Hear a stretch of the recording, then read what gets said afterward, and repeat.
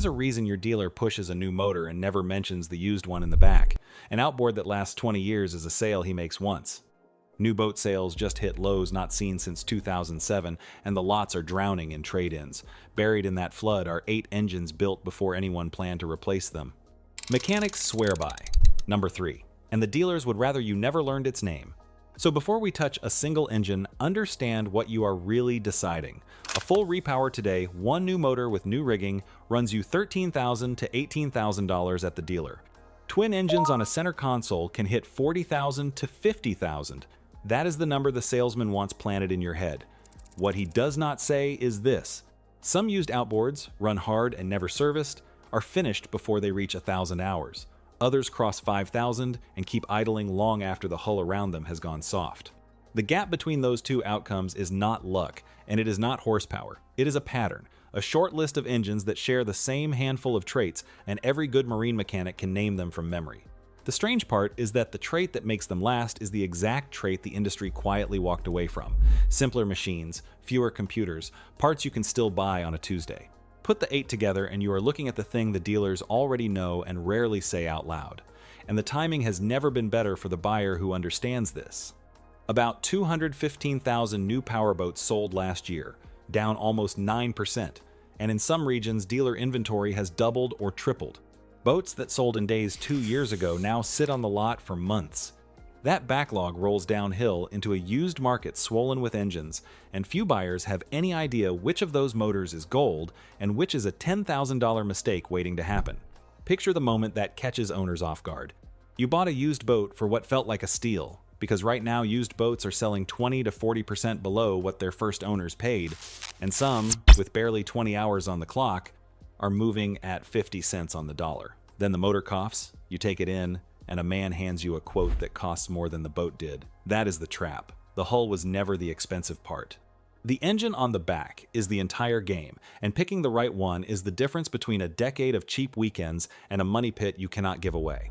We are building this list the way a mechanic would, from the quiet workhorses up to the one he would buy blind, sight unseen. That one is number 3. Stay with me, because by the time we reach it, you will understand why he trusts it more than anything on the new boat showroom floor. Number 8. The Suzuki DF140. This is the motor almost nobody puts on a poster, and that is exactly why it belongs here. For years, Suzuki was treated as the budget badge, the engine you settled for when you could not afford the name on the cowling. But walk into a repair shop and ask the man with grease to his elbows, and the story flips. The DF140 and its bigger brothers in the DF lineup are built around an anti-corrosion treatment Suzuki bakes into the aluminum, which matters more than any spec sheet when your motor lives in salt water and every other engine on the dock is quietly rotting from the inside. They run a lean burn system that sips fuel at cruising speed, so the engine works less and lasts longer. And the parts are cheap and everywhere. New, these came with a 5-year factory warranty when most rivals offered 3, and a company does not back an engine that long unless it expects to win that bet. On the used market, a clean DF140 is the sleeper buy. It does not turn heads at the ramp, so it does not get bid up, which means you pay less for an engine that frequently outlives the boat it came bolted to. You are buying reliability that nobody else at the auction is bidding for. But the Suzuki is only the first piece of the pattern. The second one hides inside a brand you already trust for a completely different reason. Number 7. The Honda BF series. The detail almost everyone misses is simple. The engine block bolted to the back of your boat shares its DNA with the engine in a Honda Accord or a Honda Pilot sitting in a driveway. Honda builds its marine 4-strokes off the same automotive bones that earned the company a reputation for running for hundreds of thousands of miles on the road. On the water, that translates into a motor known for a quiet idle, clean running, and a stubborn refusal to brake. The BF90 is the workhorse of the smaller lineup, and the bigger BF225 powers offshore boats that pound through chop every single weekend. Honda leans on the same lean burn idea as Suzuki, trimming fuel use at cruise by a real margin, which keeps internal wear low and the engine alive longer. Owners report these motors crossing well past the hour counts, where lesser engines start nickel and diming you a few $100s at a time until you have quietly paid for half a new motor and repairs. The trade is upfront cost. A used Honda holds its value, so you will not find them dumped for scrap money, but you are paying for an engine that asks for oil, fresh fuel, and not much else for years on end. Mechanics will tell you a well-kept Honda 4-stroke can run for thousands of hours, the kind of life that, out on the water, can mean 20 seasons or more on the same block. 2 engines in, and the pattern is already showing its shape. Simple, proven, built off a foundation that was never meant to be thrown away. The next one takes that same idea and hides it behind 2 completely different name badges. Number 6. Tohatsu.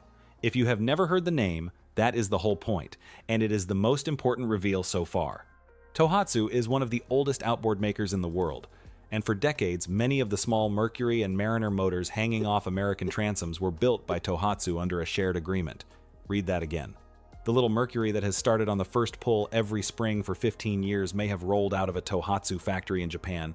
The company built its name on commercial reliability, the kind of motor a working fishing fleet runs every single day because downtime costs money it does not have. When your livelihood depends on the engine starting at 4 in the morning, you do not buy fragile. The practical upside for you is real. Because so many of these blocks were shared across badges, parts are easy to find and cheap, and a Tohatsu-built Mercury can often be serviced with the very same components as the engine on the next boat over. You are buying an orphan that was never really an orphan. Tohatsu 4-strokes are mechanically simple, easy to service, and built to take punishment that would cook a fussier engine. On the used market, they are dirt cheap precisely because the badge has no showroom shine, which is the recurring theme of this entire list. The engines that last are the ones nobody is showing off. Keep that surveyor's blind buy in the back of your mind, because everything we have seen so far, the budget badge, the car block, the rebadged workhorse, is quietly pointing straight at it. And this is where the pattern stops feeling like coincidence and starts feeling like something the trade quietly understands and the sales floor simply does not advertise. Because the next engine is one the dealer absolutely loves to sell you new at full sticker price, while staying very quiet about how good the used ones still are. Number 5, and we are at the middle of the list, which is exactly where the heaviest hitter belongs, the Mercury 154-stroke. This is the most common serious outboard on the water in America, and being that common is its hidden strength. Mercury built the 3-liter 4-cylinder version of this engine in enormous numbers, which means 2 things every used buyer should care about. Parts are everywhere, and every mechanic in the country has already had his hands inside one. When a motor is that widely serviced, its weak points are known, written down, and cheap to fix before they ever turn into a disaster. The 154-stroke earned a reputation for smooth torque, easy starting, and the kind of dependability that fishing guides bet their living on, because a guide who misses a charter does not get paid. Run the math against the dealer pitch. A powerhead rebuild on a neglected motor runs $3,500 to $5,000, and a lower unit can add another $1,500 to $2,500. Those numbers sound painful until you remember a full new repower is $13,000 to $18,000. There is a simple rule the good mechanics use. The day you are spending more than $1,000 a year keeping an engine alive, that engine is telling you it is done. A clean used Mercury 150 with a written service record sits on the right side of that rule and hands you years of running for a fraction of new. And because the dealer network is built around this exact motor, even the digital throttle and shift controls and the diagnostic software are familiar to any Mercury shop, which means a problem gets found fast instead of turning into a guessing game that bills you by the hour. This is the engine that makes accountants cry, in the dealer's favor when you buy new, and in yours when you buy it used and right. Before we go further, if a single one of these picks has already changed how you will shop, subscribe, because this is exactly the kind of breakdown that never makes it onto the showroom floor. Now pull back for a second, because the pattern is about to get older, stranger, and far more stubborn than anything we have covered so far. Number 4. The Old Johnson and Evinrude 2-strokes. Walk any boat ramp in the country and you will still see them. Motors built in the 1980s and earlier, churning along like the decades never happened. These came out of OMC, the company that defined the American outboard, and the simplest of them are almost impossible to wear out. There is no engine computer to fail, and no emissions plumbing to clog. A carburetor, an ignition, and a block that a skilled mechanic can rebuild on a workbench with hand tools and a weekend. People still run examples that are 40 and 50 years old, which is something no marketing department will ever put in a brochure. And there is a reason they stopped building them this simple. When tougher emissions rules came in through the 1990s and after, the carbureted 2-stroke was regulated out of existence, replaced by cleaner, far more complicated engines. The motors did not vanish because they were bad. They vanished because the rules changed, which is exactly why the survivors are so prized. And the twist should make you sit up straight. Evinrude is gone. The brand stopped building engines in 2020 when its parent company shut the line down for good. The motors outlived the company that made them. Sit with what that actually tells you.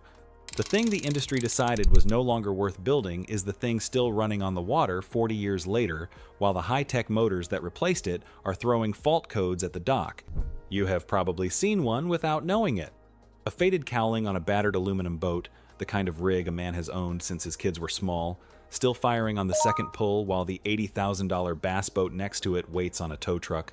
That is not nostalgia talking. That is the pattern screaming at you. And it is the perfect setup for the one engine every mechanic on this list circles back to, the one I promised you at the very start. The motor a surveyor would buy without even seeing it run. That is next. Number 3. The Yamaha Carbureted 2-stroke. The 90 and the 115 from Yamaha's 2-stroke era and the family of motors around them are the engines that turn skeptical mechanics into true believers. Ask a marine surveyor, the person paid to find every flaw in a used boat before you sign, which used motor he trusts most, and a startling number of them name one of these without hesitating. The reason is almost boringly simple. There is barely anything on it to break. A Yamaha 2-stroke of this generation runs a carburetor instead of a computer, a proven ignition, and a design Yamaha refined until it simply stopped failing. There is no fuel injection module to corrode and no software to go dark on a cold morning 2 miles offshore. When something does wear out, the part is cheap and the fix is fast, often something an owner can handle in his own driveway with a manual and an afternoon. These are the engines that built Yamaha's entire reputation for reliability, the reputation the company still trades on today with its modern 4-strokes. Boaters who own them tend to keep them for decades and hand them down. On the used market, they are getting harder to find for exactly that reason, because the people who have one are not selling. When a clean one does surface, it can hold its price even as newer, fancier motors lose value by the month, because the people who understand engines are quietly competing for a shrinking supply. Scarcity plus a bulletproof reputation is a rare pairing on anything that floats. When they do come up, they move fast, and they hold their price in a market where almost everything else is collapsing around them. That is the surveyor's blind buy, not because it is the fastest or the most modern, but because it is the closest thing to a sure bet you can hang on a transom. Now, no motor is truly immortal, and any mechanic worth trusting will tell you the same. Every one of these still needs fresh fuel, clean oil, and a flush after salt water. But if you are asking which engine gives you the best odds of running long after the boat itself gives up, the men who fix them for a living keep pointing at this one. And it sits at the very heart of the pattern we have been building this whole time. Number 2, the Yamaha F70. After the 2-stroke legend, this one might look like a step down, but it earns its place for a completely different reason. The F70 is one of the lightest 4-strokes in its class, and Yamaha built it with battery-less fuel injection, meaning it starts cleanly without leaning on a dying battery the way bigger motors do. That feature was a real breakthrough when Yamaha and Suzuki started building battery-less injection into their small 4-strokes about 10 years ago, because it took the single most common failure on a cold morning, a weak battery, and removed it completely. It is the engine that proved a modern, clean-burning 4-stroke could still be simple enough to trust for the long haul. Owners run them hard on small fishing boats and skiffs and report year after year of trouble-free starts. Because it sips fuel and runs light, the whole drivetrain works less, and less work means less wear and a longer life. On the used market, the F70 carries Yamaha's reliability premium, so it is not a bargain bin find, but it is one of the very few newer designs that mechanics will put in the same sentence as the old bulletproof motors. It is proof the pattern is not just about old iron and carburetors, it is about holding back, about engines built to do one job for 20 years instead of dazzling you for 3 and quietly draining your wallet after. Which brings us, finally, to number 1. The engine that more mechanics name than any other when you ask the simplest question there is, what would you actually trust your own family on? Number 1.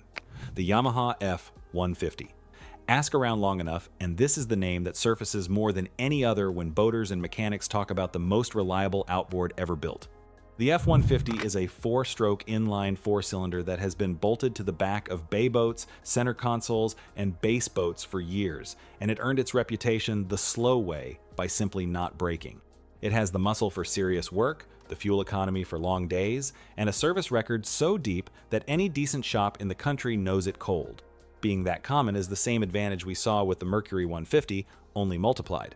Parts everywhere, known quirks, cheap maintenance, and a resale value that barely flinches even as the boat market sinks around it. A well-kept used F-150 is the engine that lets you buy a fast depreciating boat for pennies, while the one part that truly matters keeps its worth. Think about what that flips. Normally, the boat is the asset and the motor is the part that wears out. With a used F-150, the motor is the asset and the boat is almost a free accessory bolted to the front of it. That is the whole trade this video is about, captured in a single engine. It is the closest thing the modern era has to the old two-stroke legends, a four-stroke that owners trust to outlast the hull it is bolted to. If the carbureted Yamaha at number 3 is the surveyor's blind buy, the F-150 is the one almost everyone agrees on. And together, all 8 of these engines finally spell out the thing the dealer never says. So look at the pattern now, with all 8 in front of you. Every engine on this list is simple, where the new ones are complicated. Everyone has parts you can still get and mechanics who already know it inside and out. Everyone was built in an era, or by a company, that valued lasting 20 years over looking new for 3. That is the thing the dealers already know. They are not lying to you when they sell a new motor. They are just very quiet about the fact that the used engine in the back of the lot may run longer than the shiny one under the showroom lights, because that quiet is the whole business model. So this is how you use it. When you find one of these 8, do not trust the seller's word. Pay a mechanic for a compression test and ask for the real engine hours and any service records, because a documented motor with honest hours is worth more than a pretty cowling hiding a tired block. That one afternoon of homework is the cheapest insurance in boating. Skip it, and you become the next owner dumping a tired engine for 50 cents on the dollar. Do it right, and you walk away with a motor that owes you nothing for the next 10 years. A low compression number, oil where it should not be, a bloom of rust on the power head, any one of those is your signal to walk, no matter how clean the cowling looks or how good the seller's story sounds. New boat prices climbed again this year, pushed higher by tariffs the biggest builder in the country swallowed to the tune of $75 million last year alone. The new boat keeps getting more expensive. The bulletproof used motor keeps getting cheaper as the market floods with trade-ins. For once, you are standing on the right side of that trade if you know what to look for. Now you do. If this changed the way you will walk a boat lot, subscribe, because every week we break down the part of this market the sales floor would rather you never saw. The boat will always try to take your money down with it. The right motor is the one thing that refuses to sink.